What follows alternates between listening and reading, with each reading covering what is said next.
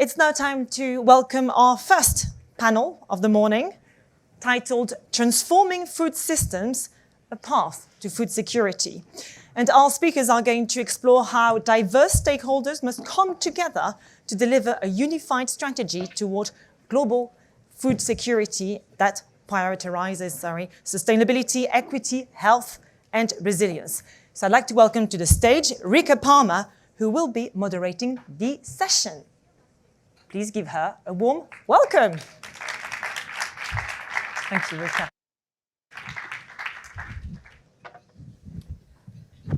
As we know, our current food systems face significant challenges that put at risk their ability to provide nutritious food for all within planetary boundaries.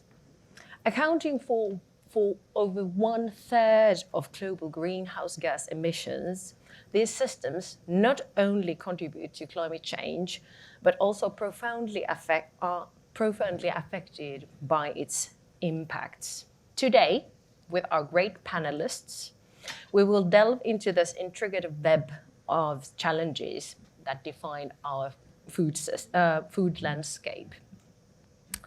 We'll start with challenges and the transformations needed, and then continue by discussing the solutions, particularly exploring how different stakeholders must come together to forge a unified strategy toward global food security that prioritizes sustainability, equity, health, and resilience.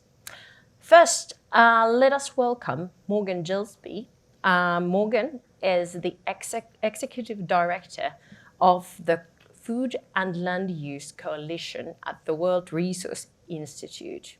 In this role, she provides strategic leadership to the coalition, working collaboratively across the FOLU network to advance the FOLU agenda with governments, private sector, financial institutions, and civil society. So welcome, Morgan.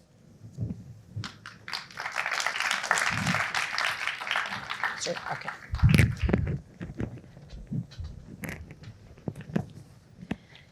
Next, we have Kaveh Zahedi.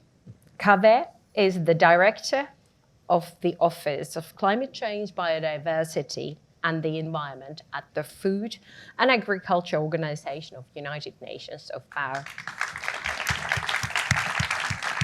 He's responsible for overseeing the implementation of FAO's climate change and biodiversity mainstreaming strategies, including partnerships with the Climate and Biodiversity Conventions, as well as for coordinating FAO's Global Environment Facility and Green Climate Fund portfolios. So welcome.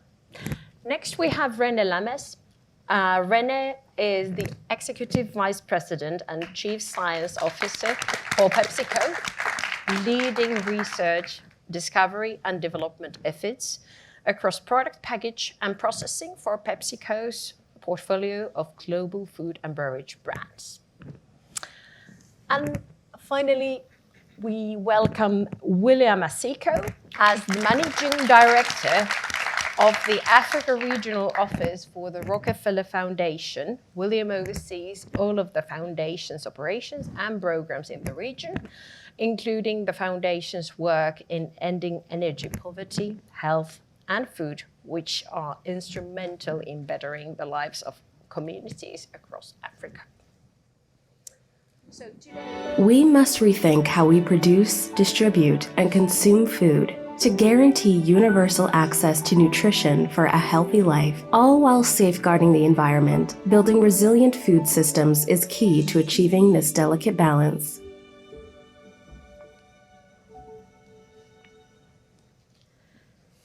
Thank you. Thank you for that. Let's start with Morgan. So what are really the most pressing challenges today when we are talking about food security on a global level? Thank you, Riikka. It's such a pleasure to be here today and with so many panelists. We've all been to Climate Weeks before, I'm sure, and I'm excited and thrilled that food security, food sovereignty, food systems has now been elevated to the point where we get to have a panel. Now, our food systems are trying to feed 8 billion people in the world today. And unfortunately, they seem to be becoming more and more dysfunctional. We are not providing people with healthy and nutritious food. 822 million people don't have access to food in the world today. But in addition to that, we have increasing rates of obesity, of diabetes. Our food today is responsible for more deaths than unsafe sex, alcohol, tobacco, and drugs combined. Our food is literally killing us, right? And that's a problem. Now, in addition to that, it's contributing catastrophically to climate change. You've mentioned before, it represents 1/3 of greenhouse gas emissions. Farmers utilize 70% of fresh water, and we're increasingly seeing issues around freshwater security, the quality and the quantity of the water that we have. And it's also a leading driver of deforestation and land conversion through that biodiversity loss, which we need to prevent zoonotic diseases such as COVID. Now, what can we do about it? One of the challenges that I hear working in the space is food systems is hard. Food systems is complex. Nobody understands what a food systems transformation is. Why can't you say it in the same way that the energy people talk about energy? And so I'm going to try in the next minute to articulate a food systems transformation very simply. And for the Food and Land Use Coalition, where I sit, we focus on both the demand and the supply side, but in a really simple frame. Number one, we need healthy and nutritious diets for people.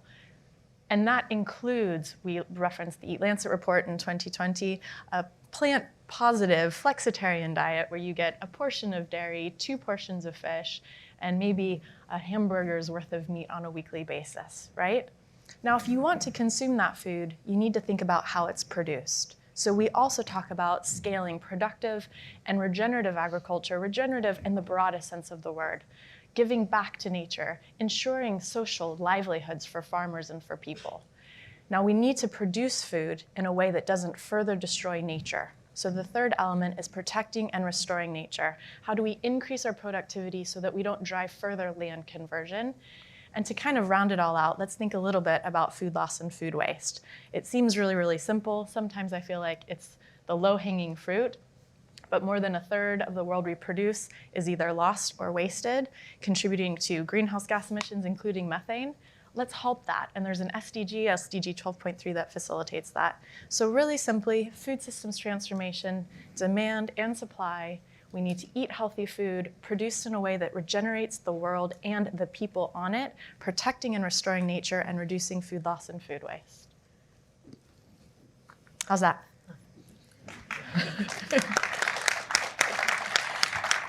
Thank you. Quite an opening. Thank you, Morgan.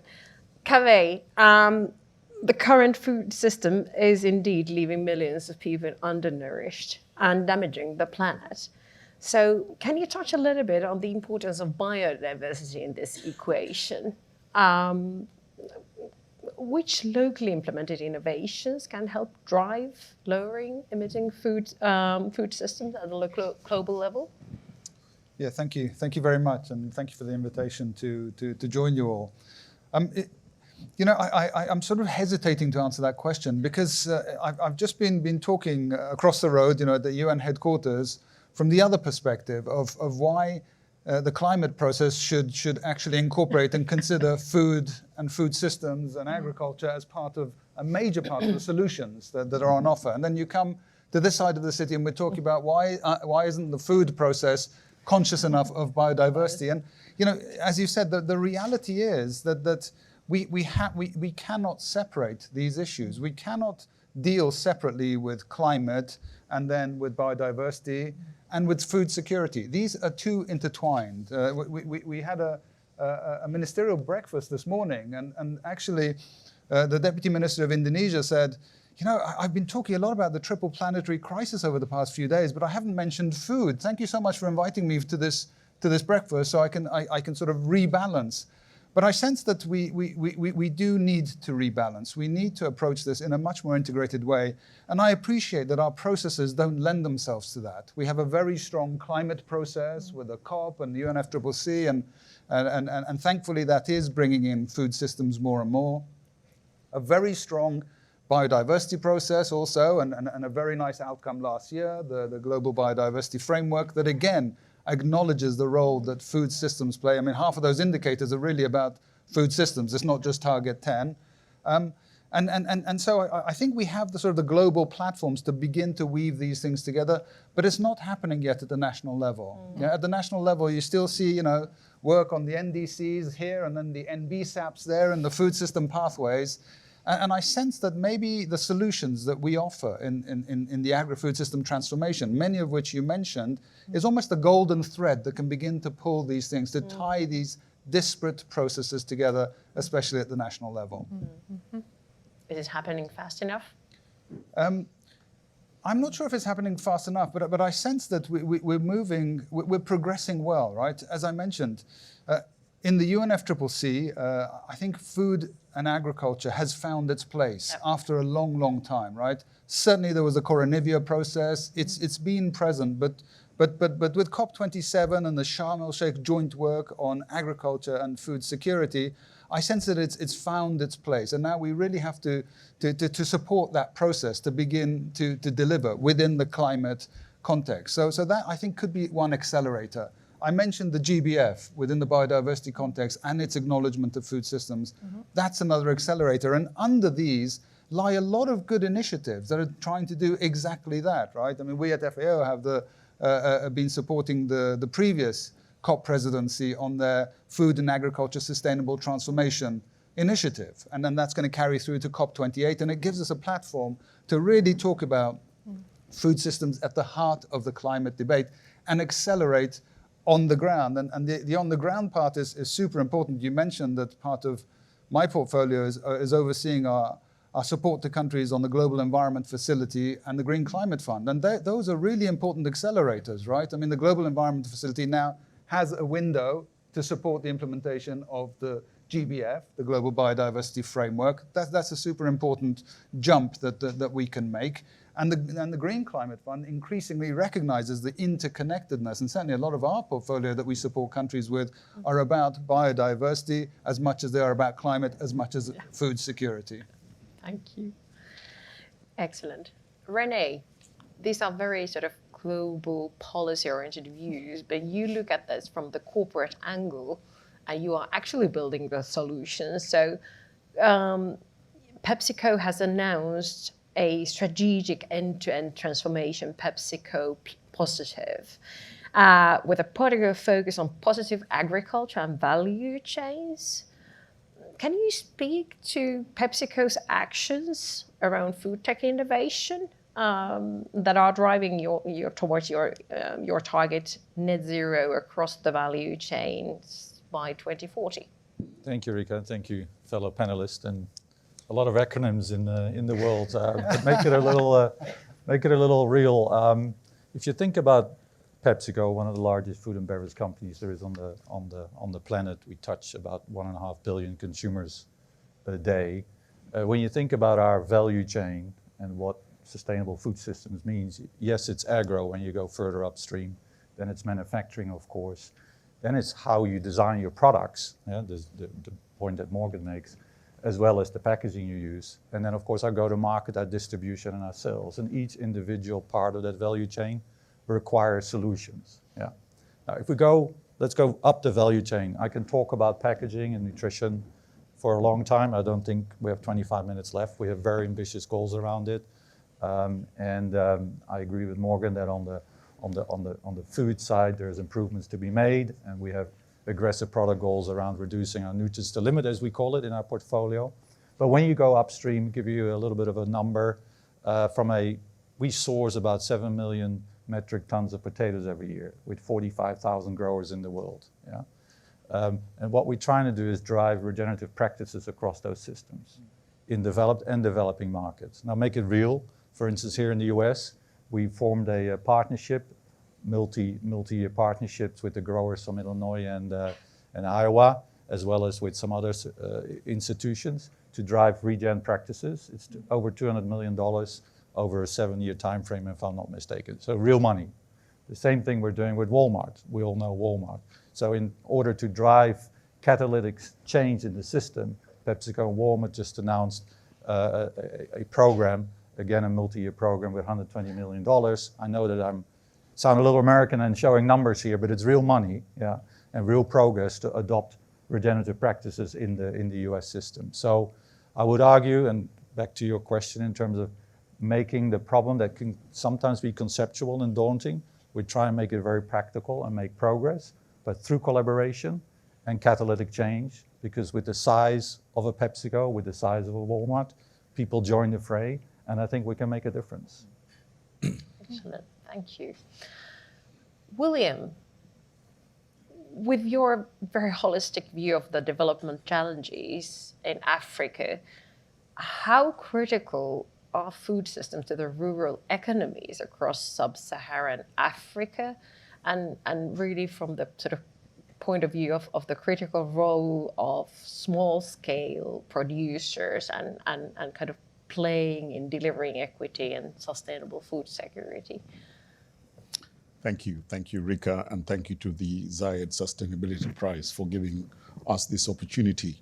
One of the advantages of speaking last is you can build on some of the excellent points that have been made by the previous speakers. And before I answer your question, I would like to do just that. So, you know, the challenges that Morgan put so well before us around what the food system is doing to our populations, those challenges will never be fixed if we don't fix Africa. If Africa follows the path of growth that has been followed by industrial nations today and follows exactly that path, we will never get to net zero. So it really is important that we find a way to fix what is happening in Africa and in African countries. Now, rural economies are, you know, the largest source of food supply in Africa. Now, in a sense, that has its positives, but it's a big challenge, and especially when you're talking about transformation. There's about 35 to 40 million smallholder farmers across Africa, depending on, you know, what you're counting. Dealing with this number of farmers to do any sort of transformation or introduce any transformative agricultural practices, as has been mentioned, or to produce for the market, as also has been mentioned, it's very difficult. We have to transform the way we produce food in Africa. The first thing to do is we need more private sector investment. The rural smallholder farmer model has largely been based on increasing the supply side of food to stave off food security challenges, which was right and was fit for purpose perhaps in the last 4-5 decades. But today, farmers need to produce for the market, for companies like PepsiCo. They need to produce for companies like Walmart. That is, if you can solve for the market, you will solve for food security. So you have to fix markets. You've got to introduce larger scale farmers. So, you know, bringing in a nuclear farm model is something I think we have not explored as well as we could in Africa, where you have 1 or 2 large commercial farmers in a region, and then a lot of smallholder farmers working off the nucleus. That's a model that has been tried by, you know, corporations quite successfully in other countries, and I think that is something that could be fit for purpose in Africa. But I want to take on just an important point that René raised about producing for the market, which I think is the solution to food security challenges on the continent and to food systems transformation. Most of what we've done has been, as I've said, for the supply side. Now, you have 2 sources of market uptake. You have corporates, you know, and traditional markets, private sector, but you also have institutional procurement. So governments spend $5 billion in Africa every year procuring food for schools, hospitals, prisons, their military, and so on and so forth. This is a powerful tool for food systems transformation. And what we have done at the Rockefeller Foundation is that we have used school meals. Now, we can all agree on school meals. You know, in this divided world that we have in today with all the different politics in different countries, everybody can agree on school meals, that it's a good thing to do, and governments can agree that they could fund it. So it's an easy one to say, why don't we all see how we can do school meals? And the other thing about school meals is you're dealing with young children. much easier to change dietary habits at that age, get them eating healthier, and use that procurement, public procurement, to drive the food systems transformation. If you combine that with the excellent work that corporates are doing and private sector investment on a nuclear farm basis, I think you will begin to see progress on some of the transformative issues we need in order to be successful. Thank you. Thank you very much.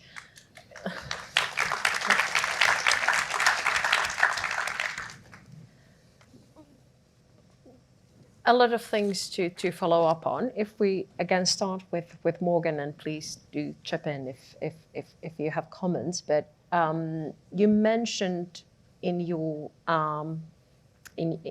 introduction the importance of plant-based diets. So, what is the role of nature-based solutions in delivering greater food security in a sustainable manner that mitigates risks of climate change? No, it's a great question. I think from a full loop perspective, we are very supportive of nature-based solutions. IPCC reports actually has a list of 25, 30 different types of nature-based solutions. And this is everything from agroforestry to halting deforestation to food loss and waste to shifting diets. They all kind of get grappled up into that. And we've done a really interesting study at the national level in Colombia, in Kenya, and we're actually doing the same modeling in India right now to actually understand, to William's point, the financing mechanisms to enable scaling of nature-based solutions. So we're looking, what is the most cost-effective way to invest in nature-based solutions? Is it concessional debt? Is it private sector investment? Is it blended finance? And that's very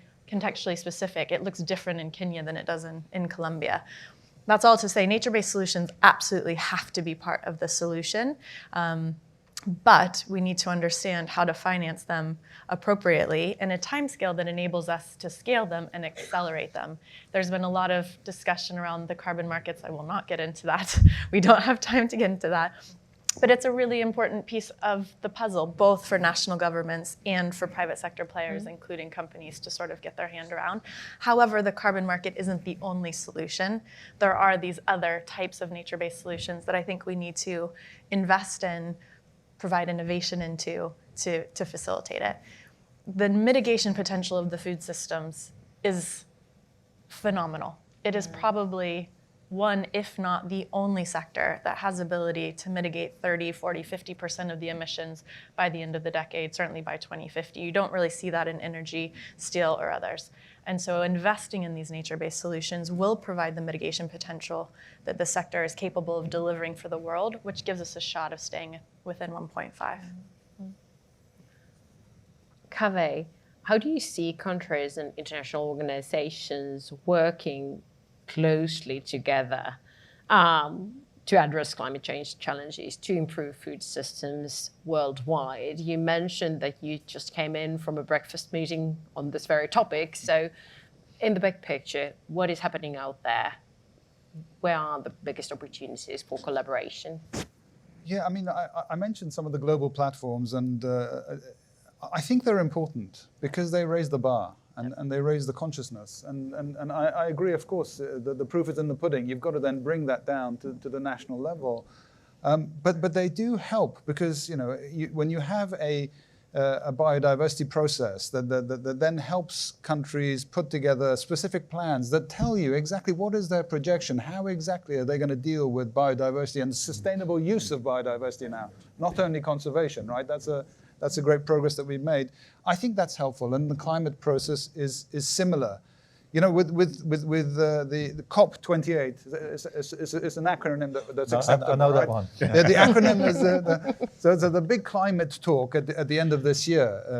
The incoming presidency of the United Arab Emirates has again, I think, really shone the spotlight on the role of food systems, right? At the Food Systems Summit a couple of months ago, the Minister of Environment announced their action plan. And these processes are important. They help to refocus minds, but they won't offer all the solutions. They're not going to make the changes. But I hope they will change the narrative, because even in this panel, right, the starting point of every conversation is Agriculture and food systems contribute a third of greenhouse gas. You know, it's always the negative entry point. Whereas, as you said, the immense potential of the agri-food system transformation for mitigation, for sequestration, for resilience building and adaptation, for biodiversity conservation, that hasn't really come to the fore. And that's why, as we head towards the end of the year at FAO, we are actually working on a roadmap towards 1.5 degrees and SDG 2. Yep. Because as you say, it's not as easy as the energy process, right? We just mitigate and we go home. Food security is a big part of it. So we're trying to untangle the roadmap. What are these solutions? How much can the food loss and waste contribute? How much can the regenerative agriculture contribute? How much can agroforestry contribute? And map that in a way that then countries can pick up and tailor-make to their own specific situation. Thank you. William, following up a little bit on what you already shared on the African perspective, you already mentioned something, but what is really the biggest opportunity for transformative changes to the current system that would really could most promote sustainability, prosperity, equity, and so on? Yeah, thank you. Again, an important question, because we really, for us to solve the challenges in Africa, we need to focus on not just the big things, but the practical things. Yep. All right? Because again, we always talk about Africa, and I think we Africans do it as well, about an anomalous place that is easy to to work with, whereas we're dealing with 55 independent, very different countries. So we have to focus on the things that we can do. All right? I really do think that there is great opportunity. I'm sure René, as an investor, will agree. There's great opportunity for private sector investment in Africa. What the challenge is that African governments don't make it so easy to invest. They do not remove the barriers. They do not ensure that there is security of investment and so on. And you always hear negative stories coming out of Africa. But there's great investment potential in Africa. And even though it might cost more to invest in Africa, the returns are often higher. All right? So this is the narrative that we need to have. First of all, we want private sector investment. And I think the nuclear farm model, would be a really good one. There are a number of investors we are talking to right now as a Rockefeller Foundation, how to develop these projects, to get them to the development phase and so that the investment phase can begin. That has the possibility of being transformative. If you combine private sector investment and you combine institutional procurement as well as corporate procurement, I think that is something that we all know how to do. All right, it's not difficult, it's not complicated. We can drive the changes that are needed. You can insist on nature-based solutions where they make sense, where they're sustainable.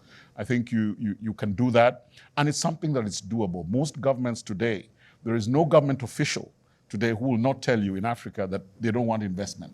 They do want private sector investment. It's how we channel that interest towards food system transformation that I think is doable. Excellent. René, back to practical. How does PepsiCo collaborate with farmers to implement regenerative practices? You already mentioned or touched upon the topic, but really on a practical level, what kind of collaborations are you building in this space?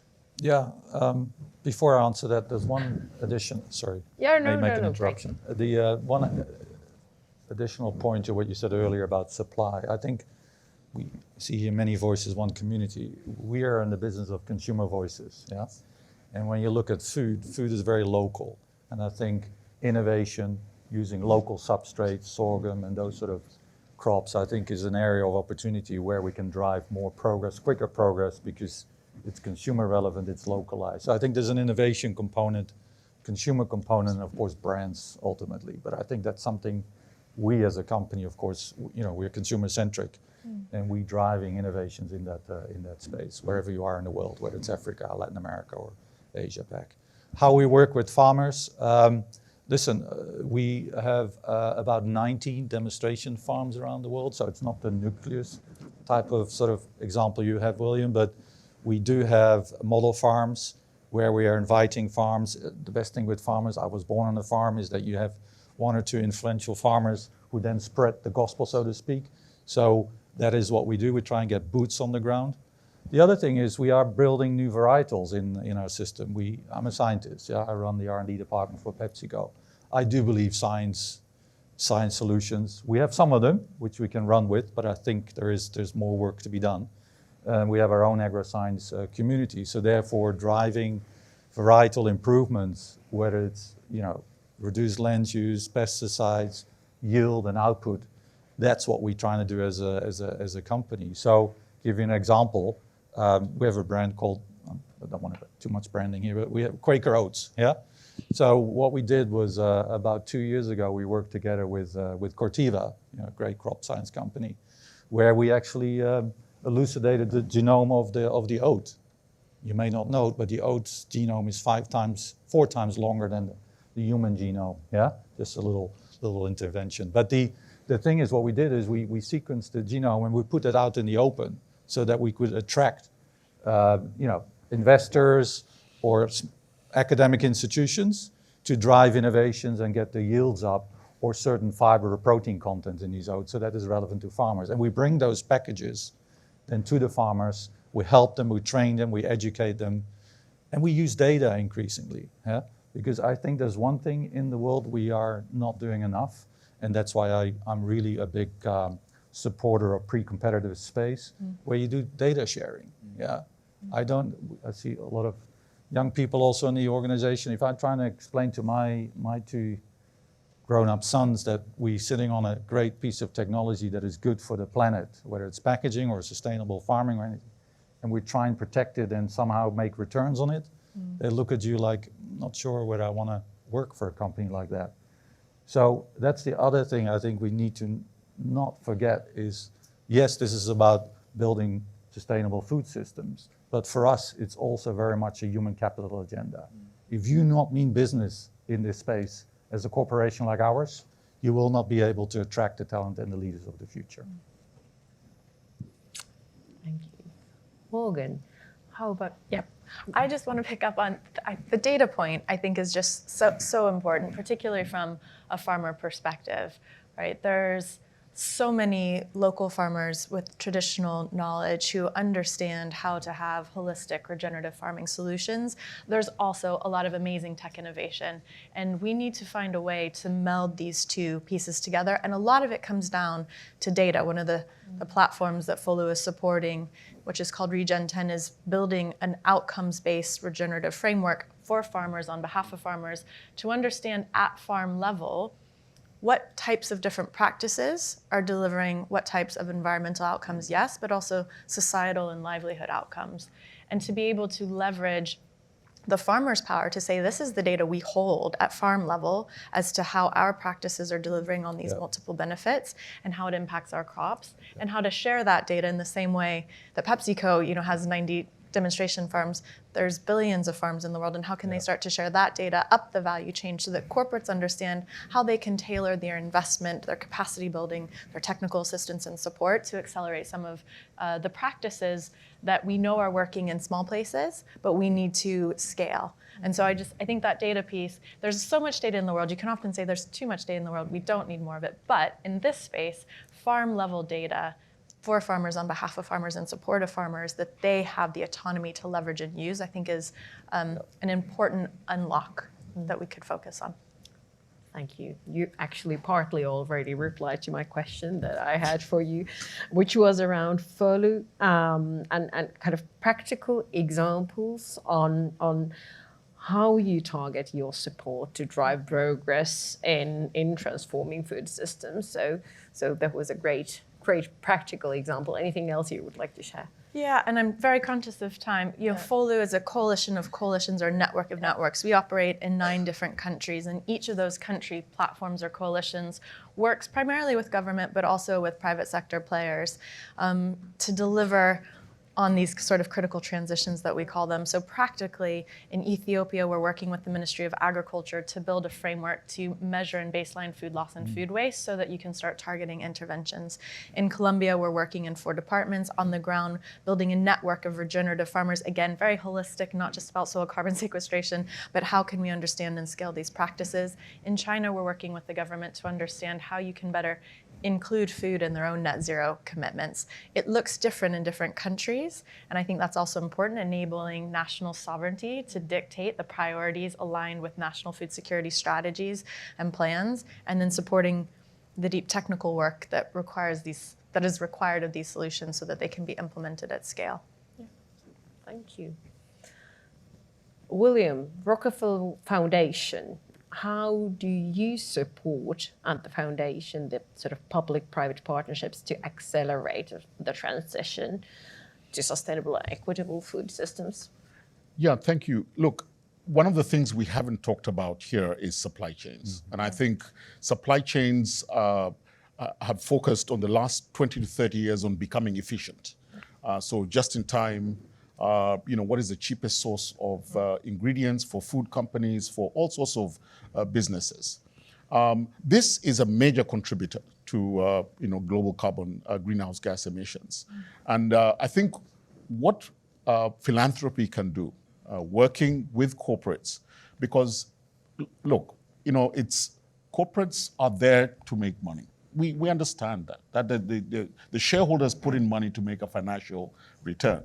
If your pension advisor tells you when you're about to retire, oh, we invested your pension in this company that was fighting climate change and they didn't make so much money, you would be very pleased. But you want companies that are making money. So what philanthropy can do is it can help to reduce the cost of local supply chain. I mean, you take a company, like a big food and beverage company. I won't mention the name, but if they made a commitment to localize their procurement and say, for every product we produce in that country, we will procure the ingredients locally. Now that's a big commitment. Now, it may not be financially sound to do it at the time. There needs to be a lot of patience in terms of getting the farmers up to speed, and especially if it's a new supply chain. Take a beer company, for example, that makes beer. We don't have any hops supply chain in Kenya. The hops is a critical ingredient in Africa. We don't have any hops supply chains or value chains. You'd have to create that from scratch. So I think philanthropy can play a role, working with corporates to help at that pre-competitive stage that René spoke about. To get the production up, get farmers ready to produce, and then that way you can begin to localize supply chains. Thank you. Thank you, and thank you for bringing up supply chains, which is obviously a sort of a centerpiece of this discussion. Kaveh, and if we have time, René as well, final greetings from this discussion to COP28, if I can name that now, but the famous climate talks at the end of the year. So what are those solutions that we would need to be talking about in COP28 this year? No, exactly that. I think if we can go to COP28 and with the support of the UAE presidency that has put this agenda front and center on agri-food system solutions and advocate for those within the climate context, it's a big win. And mainly because if you look, especially at the financing part of it, right? There's just not enough money going into the solutions that we've been talking about, the regenerative, the loss and waste, agroforestry, you name it. There's not enough money going into it. And maybe with the help of COP28, we can reverse that. Overall, I think World Bank said somewhere around less than 3% of overall climate investment goes to agri-food solutions. Why is that when we have so many, when the potential in mitigation, let alone adaptation, is so high? And I think that's the kind of positive solution-based messaging that we can hopefully, with the help of the UAE COP28 presidency, carry forward. Thank you very much. René, final remarks. Kaveh, you couldn't say it any better. I mean, we own it to the next generation to be catalytic, to be scaled in our thinking, to be ambitious. And you know,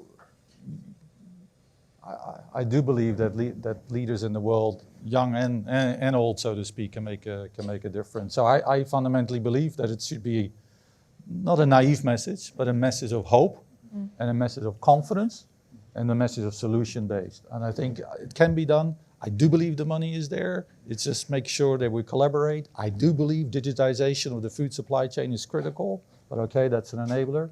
But I think we need to come out of that session and say, listen, we see a line of sight to meet our goals with confidence. That feeling, I don't know whether some of you grow in the world of sports, this notion that you can achieve actually the goal you never thought you could. That kind of feeling, spirit, that's what you want to get in a session and a conference like that. So hopefully we can do that. And I think we're all in this together. And I'm confident, yeah. We are a large company. I see a lot of improvements what we're doing. But it's working together. That's how you really make progress. So hopefully we're going to do that in the next years to come. Yeah. Thank you.